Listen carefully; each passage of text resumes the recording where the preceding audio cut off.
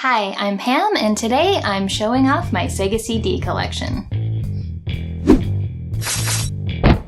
So over the next few months, I plan on putting out a number of collection videos showing off all the games for all the consoles that I collect for. I put up a poll on my Patreon, and the patrons wanted to see the Sega CD collection first, so that is what I'm doing.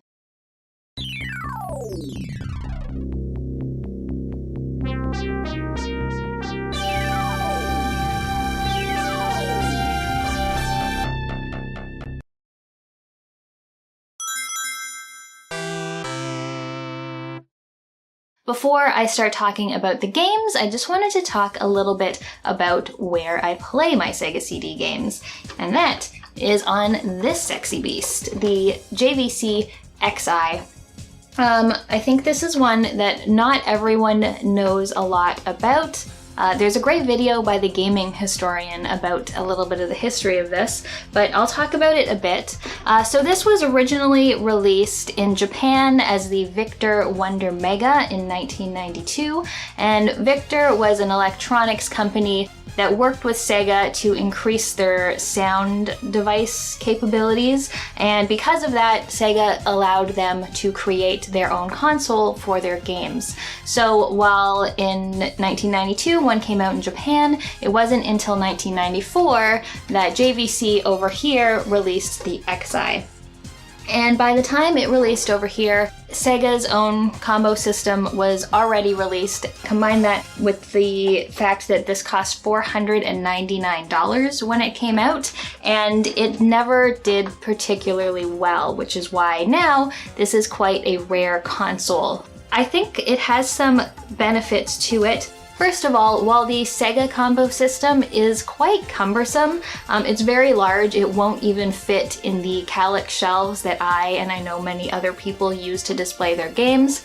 The X'eye is much more sleek and smooth and smaller, and honestly, I think it's just a much better looking system.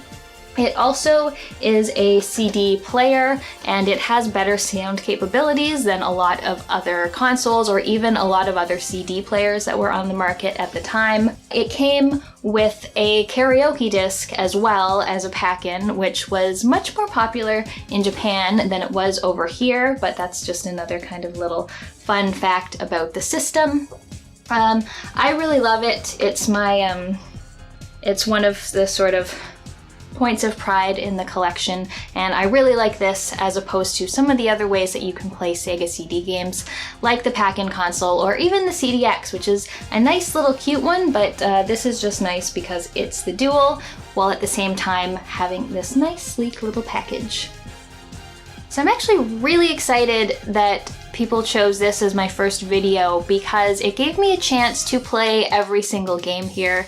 I think you can probably relate, if you collect for any system, to going out and buying games and then having them just sit on the shelf unplayed for a long time. So this actually gave me an excuse to try out every single one of them, see what I want to play more of, and see what can maybe go from the collection. Now onto the games, and I'm going to go through these alphabetically because I'm just an alphabetical kind of girl.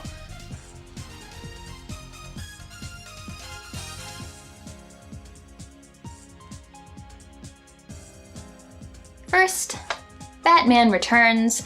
There are a ton of Batman games spread over all of the consoles. This one is particularly interesting because it combines platforming, which is the sort of gameplay you'd expect from a Batman game from this time, with racing in the Batmobile. So it combines genres in an interesting way. I'm pretty sure that the racing combat is exclusive to the Sega CD version of this game, but it's an interesting one. I haven't played a ton of it, but I do like that sort of dual genre thing.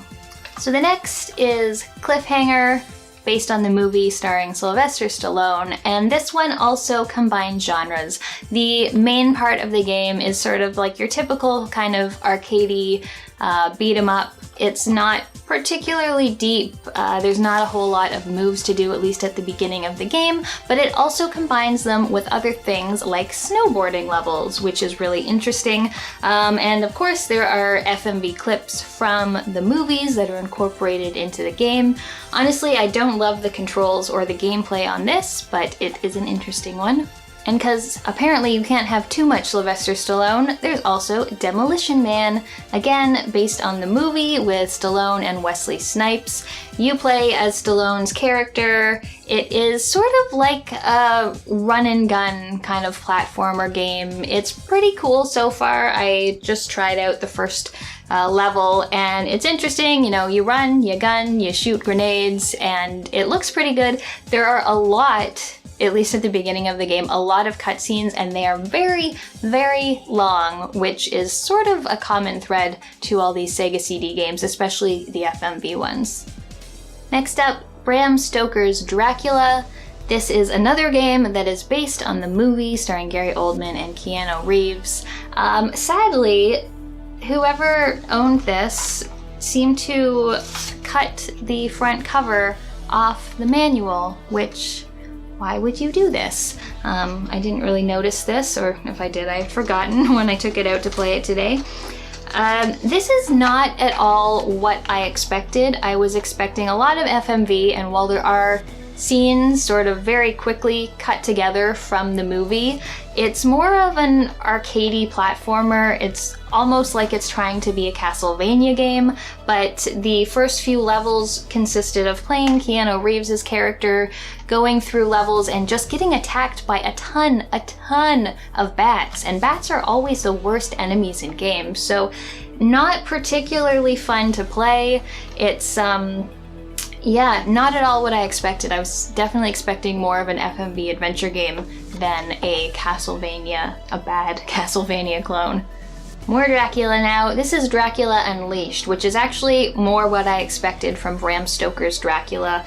This is an interactive movie, more of an adventure game. You play a character investigating the death of his brother in London at the turn of the 19th century, and you basically just have to go around talking to people, investigating. It's not particularly compelling gameplay. It's actually quite a lot like the Sherlock Holmes consulting detective games, which I'll talk about in a little bit. The FMV in this is better, like the acting and things, it's taking itself a lot more seriously than most games of this kind of genre are, which is kind of interesting. The interface and the gameplay isn't particularly intuitive though.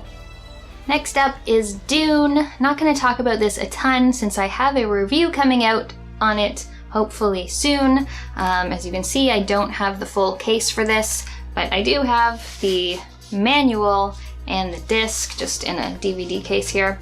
This is obviously based on the book, but specifically on David Lynch's version of the movie. It uses Kyle MacLachlan's likeness as Paul Atreides, and again, interesting in that it combines multiple genres. It is part visual graphical adventure game and part strategy.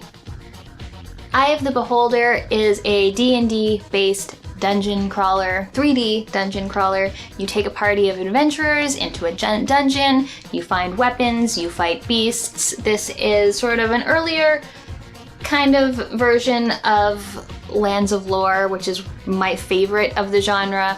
This is a little less, not complex, but it's got a little less sort of quality of life improvements that Lands of Lore does, but it's a pretty good version of the game. It also comes with this really nice manual. I love CRPG manuals. It goes over sort of everything. It talks about all of your different classes, your different races. It's got the bestiary in here, so I don't know. This is one of the games that I really wanted on Sega CD, but at the same time, it's definitely something that would be much easier to play on PC, so I have to decide whether I want to commit to playing the console version or whether I just want to pick it up on GOG. Next up is Fahrenheit. This is an FMV adventure game where you play a new recruit firefighter who is in the rescue division. You have to go into a series of burning houses and save any occupants that are inside of them. This is very much, I found the introduction to this very much like Night Trap.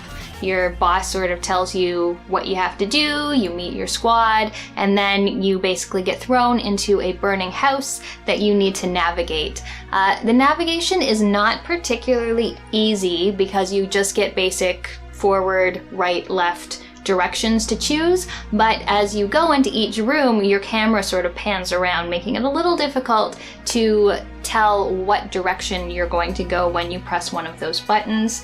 It's very unforgiving if you go in the wrong direction, if you have to double back at any time, your air tank will keep decreasing and decreasing, and if you use up too much air before you've managed to rescue the people in the house will explode and you'll die and you'll have to try again. Up next is Final Fight. This is a port of the arcade game. This is superior to the Super Nintendo port of the game because it adds in some features that were taken out on the Super Nintendo. It also puts in some voice acting at the beginning of the game, but I think it's still not quite as good as the arcade version, both in terms of visuals and color palette and number of enemies on screen. Flashback, the quest for identity. This is an interesting one, and it wasn't at all what I expected when I started playing. It's called an adventure RPG. You play someone who seems to have lost his memories and he's on an alien planet. It starts out as a kind of platform game where you fight aliens, I think. It's interesting. Yeah, it's not what I expected. The platforming really reminded me of Prince of Persia. Like, the main character even does the Prince of Persia jump, like the arms up in the air, jump, and then scramble up onto other platforms. So I'm gonna have to put some more time into this, because it's just, yeah, not at all what I was expecting from it. This is Ground Zero Texas, another FMV game, and it was produced by Tom Zito, who's done a ton of the Sega CD FMV games. He did Night Trap, he did Double Switch, he did Sewer Shark, another one that I'm going to be talking about soon, did Marky Mark and the Funky Bunch, Make My Video. So Ground Zero Texas, I actually, again, wasn't quite expecting this. Gameplay-wise, it's similar to Night Trap and Double Switch in that you are switching between cameras and watching scenes and sometimes doing a little bit of combat. But so far, I actually have been enjoying Ground Zero Texas more than I like those other two games. I feel like Night Trap is the big one that everyone knows, mostly because of the controversy around it. But from what I've seen so far, this one doesn't suffer from the same gameplay design issues as Night Trap. And just as I'm talking about this, I'm realizing I don't even have Night Trap anymore. But Night Trap has a problem with that if you want to catch the bad guys, you have to always have your camera on them. And when you're doing that, it means that you're missing the story and the cutscenes that are happening in the game, whereas it seems to be like less of a problem in this. Here you're in a small town in Texas and aliens have taken over and they look like people. So you've got 4 different cameras to switch between, and you could either see a scene or you could have like a carnival style sort of shooting range kind of gameplay. It was pretty fun so far, and I'm gonna definitely play a little bit more of this one and maybe give it a review sometime later this year. This is Hook, and this poor game is in some precarious condition. I am not usually super concerned with condition, but this feels like it's going to just like crumble into dust as I touch it. I don't have the manual for this one, it's just the disc only. This is, again, based on a movie, which seems to be a common theme here. Robin Williams' Hook, which is a fantastic movie. It's got a great score by John Williams, and in terms of gameplay, it's an action platformer. One thing I really like about it is that if you know the movie, you start out as Robin Williams as an adult, but as he starts each level, he turns into Peter Pan. But if you die, you turn back into like the schlubby adult version of Peter Pan. This one is pretty good. Jurassic Park. If you know me, you know I buy pretty much every Jurassic Park game that I come across. This one is sort of an adventure game. You've crash landed on Jurassic Park and you need to rescue eggs, I think, and you have a 12-hour time limit in which to do so. So it's interesting in that at a lot of points you've got like a 360-degree view. You can just sort of move the camera around as you like. You can pick up items and key cards, and you can even interact with the exhibits where a man will tell you about the different types of dinosaurs that are found in the park, which is interesting. Although I feel like on a game with a timer, maybe also not a good idea to click on them too much. Again, this is one I would like to play more of and maybe review sometime in the future. Mansion of Hidden Souls is like an interactive haunted house game. You play a boy, I think his sister, twin sister possibly, maybe not. They found this mansion and the sisters gotten lost in it and he's trying to find her. And you basically just navigate your way through the house. You run into different ghosts. It is rated for general audiences, so there's not going to be a whole lot of scares here. It's more just sort of like an interactive exploration game with ghosts. The Secret of Monkey Island, what I consider one of the best point-and-click adventure games of all time. This is the Sega CD version, and surprisingly, it looks pretty good. I was expecting a bit of a drop in quality compared to the PC version, but it looks pretty good. It looks very similar to the PC version. I still think if you're going to play it, it's much easier with a mouse, so you can actually point and click on things as opposed to a controller. But if you don't have any other option, just play Monkey Island in some form. Also, check out the review of it I did a little while ago. This is Powermonger. It is a strategy game where you have to go out and conquer territories. I didn't realize until today that this is made by Bullfrog, who made Theme Hospital and the sort of theme sim games. I find that this is too complex. The UI is too complex to play on a console, so this is probably not something I'm actually going to ever get through, but it looked interesting and it's got some pretty cool animated cutscenes to kick the game off. This is Prizefighter. It's another FMV games by Digital Pictures and Tom Zito. It is all about boxing. You make your way up the ranks as the kid, because of course you're called the kid, it's a boxing video game. And it is actually kind of cool. It's all in black and white. It's all very sort of realistic looking. They've got Michael Buffer doing the announcing, so it feels like a real boxing match. And the interface is interesting in that the screen is sort of smaller than it would usually be, and you just see your opponent in front of you. Kind of like Punch-Out, except a much more zoomed in view. And you've just got your sort of arms up in front of you, and you can punch and you can block and you can like duck and weave based using your D-pad, and it's pretty fun actually. I did terribly at it when I tried. I got knocked out fairly quickly, but it is an interesting spin on the boxing game.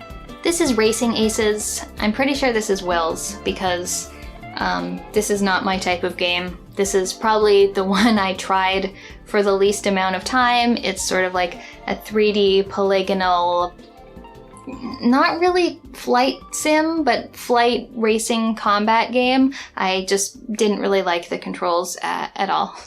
This is Revengers of Vengeance. Did I get that right? Revengers of Vengeance, yes. I just got this one for Christmas, and up until about a couple hours ago, this was sealed, so everything is very nice and crisp and shiny. The cover of this game really stood out to me just for being ridiculous. It's just got weird little catchphrases, fight or die, freaks, freaks, freaks. And it's an interesting game because, again, it's combining different types of gameplay, and there's actually different game modes. So there is a tournament mode, which is basically just like a fighting game mode where you battle the other characters. There is a battle arena mode where you can create your own character, and then the sort of main RPG mode is the, I forget what it's called, but you have to defeat Venom, which is the bad guy, and you can pick one of, I think there's about 10 Revengers who are the characters, and each has their own backstory. They have their own reason that they want to go out and get Venom, and it gets really interesting from there. It's a sort of top-down adventure similar to like any kind of RPG where you go around the town and you go to the inn and you go to the shopkeeper. And as you play, you have to level your character up. You can do that by going to trainers, you can take quests. I took one quest, which turned the game into basically a horizontal shooter. You also have to do the fighting game combat in order to defeat people and get more experience. So this is another one. I definitely want to make my way through this one and give it a review later this year. Rise of the Dragon is a graphic adventure game that often gets compared to Snatcher. People tend to bring it up on that review that I did. It is a game I want to play more of. You play a detective with a ridiculous name. What is it? Blade Hunter. And it's sort of futuristic. A dragon is coming back, I think. I guess he's rising. So it's got a really cool soundtrack. It's got some very bad voice acting based on what I've heard, but I do plan to get more into this one because this is my kind of game.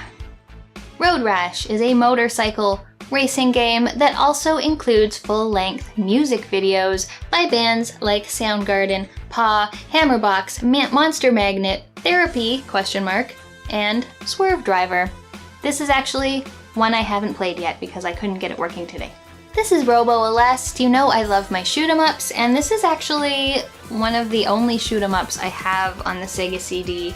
Lords of Thunder is a really good one, but we don't have that in the collection right now.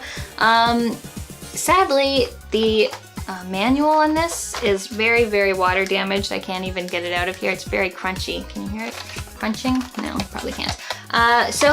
The LS series is done by Compile, but the Sega CD version was ported over here by Tengen. It's okay. I actually don't like this as much as Musha or some of Compile's other games, but it's alright. It's, you're in a big mech, you're shooting stuff. This is Sherlock Holmes Consulting Detective Volume 2, and I'm pretty sure this is based on the board game. You play Sherlock Holmes in a number of cases. This one has the 2 lions, the pilfered paintings, and the murdered munitions magnet. Try saying that 3 times fast. This is one of those games where I thought I'd really like it. I thought I'd really like it because it's a FMV detective game, but it turns out it's just not intuitive at all to play. Once you get a case, you have to listen really closely to places, and then you just get basically an address book of places that you can go. Sometimes you'll pick right, and sometimes you'll get to a location and people be like, why the hell did you come here? You're stupid, try again. So it's not actually that fun to play, but one of the things I do really like about this game, and is actually probably the reason I bought it, is that you get a little newspaper in the box, which there is a version of this newspaper in the game, but it also has a little physical version. You can use these to find information that you need and clues that you need for the game. But yeah, in terms of playing it, it's just quite directionless, I found, and I was spending a lot of time just sort of wandering around aimlessly, never going to the right place. So this is Space Ace, and I'm kind of confused because when I went to try it today, I found no disc in the case, which makes me wonder, did I buy it with no disc in the case? Have I lost the disc? Did I just not check that it was actually in here? This is just like someone made this case and printed the thing, but I've also got the manual here. This is, obviously, you can probably tell by the cartoons, a Don Bluth game, much in the vein of Dragon's Lair. I'm pretty sure it plays quite similarly, where you have to make quick decisions, most of which will be wrong and will kill you. I'm sure when I ask Will, he'll be able to tell me exactly what happened with this game, but for now it's a mystery. Who Shot Johnny Rock? Detective, FMV, should be my jam. In actuality, a little bit annoying to play. I was thrilled when I put this game on. You've got the voiceover of a hard-boiled detective, you've got this dame walking into your office trying to solve the murder of her boyfriend. But for some reason, within the first, 30 seconds of gameplay as this woman is giving me my case, people just kept coming into my office and shooting me, and I'd get a game over and have to start again. And so the gameplay in the few minutes that I played seemed to result in trying to listen to this girl while at the same time wildly shooting at everyone who comes in my office before they have a chance to shoot me, which is very, very strange. I don't know. Maybe I'll play more, maybe I'll just read more to find out if that's the whole game, because that's pretty annoying if it is, so we'll see. Wirehead, this one is also very much in the same vein as Dragon's Lair or Space Ace or Time Gal. It's a very sort of silly FMV game. You play this guy who has a wire in his head and everyone's out to get him, and they're chasing him through his house and down the streets, and you basically get choices. Do you want to go left? Do you want to go right? If you pick the right option, you'll go on to the next scene where you have to make a choice. If you pick the wrong one, they'll catch you and you'll die and it's game over. Alright, now I'm out of box games and just some sort of loose things or small boxes. First of all, this is the Sega Classics collection. It has Streets of Rage, Revenge of Shinobi, Columns, and Golden Axe, and then on the other side it has Volume 1 of Sherlock Holmes Consulting Detective. We've also got Sonic CD. I am not a fan of Sonic, although I'll have to say that I dislike this version of Sonic less than some of the others. This is Wonder Dog. This is my only disc-only game. It is a platformer where you play a dog. It's very cute. I really like the graphics on this one. I haven't gotten too far into it. You play a dog, you throw stars. I kept getting killed by little pink bunny rabbits, which was kind of confusing. And finally, this is our only Japanese game. This is KO Flying Squadron. I have reviewed the North American version of this on my channel quite a few years back. That version's no longer in the collection. It's worth quite a lot now. So this is the much cheaper Japanese version. It is a horizontal scrolling shoot 'em up, or even sort of bordering on cute 'em up territory where everything in the game is very cute and you don't need to understand it in order to play it. So that's it. That's my entire Sega CD collection, along with a bit of a look at the XEye. Let me know what you think of the Sega CD, if you think there's any excellent games that are missing from my collection, or whether there's anything you think deserves more of a more thorough look in the future. Thank you for watching, and I'll see you next time.